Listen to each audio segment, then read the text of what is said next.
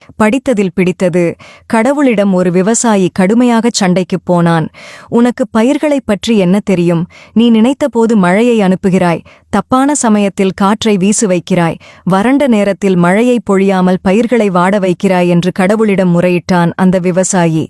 பிறகு கடவுளிடம் அந்த விவசாயி, இனி இந்த வேலைகளை நீ செய்ய வேண்டாம், பயிர்களை விளைவிக்கும் நாங்களே பார்த்துக் கொள்கிறோம் என்று கடுமையாக கூறினான்.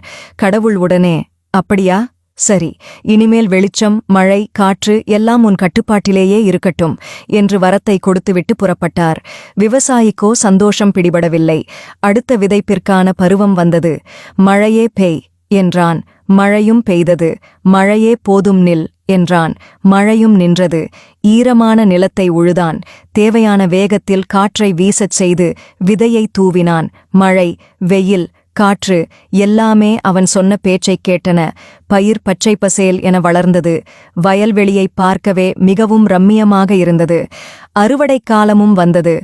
விவசாயி ஒரு கதிரை அறுத்தான். அதனை உதிர்த்து திறந்து பார்த்தான். ஒரு கணம் விவசாயி அதிர்ந்து போனான். உள்ளே தானியத்தைக் காணவில்லை. மிகச் சிறிய பதர்தான் இருந்தது. அடுத்தது, அதற்கடுத்தது என்று ஒவ்வொரு தானியக் கதிராக வெட்டி எடுத்து உடைத்துப் பார்த்தால் தானியம் இல்லாமல் அனைத்தும் பதராக இருந்தது.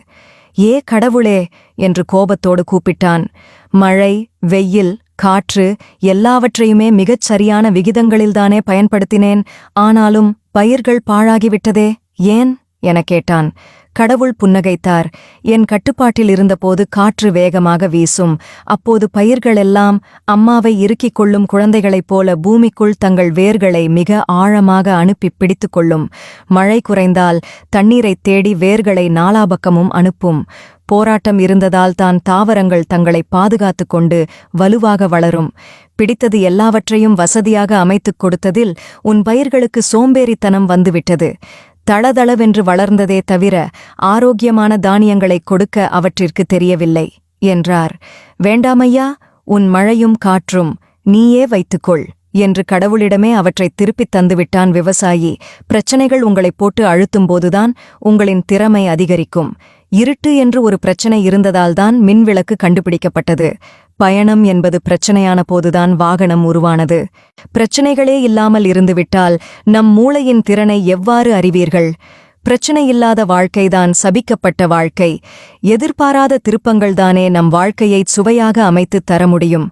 போராடுங்கள், அதுதான் உங்கள் வாழ்க்கையை அழகாக்கும்.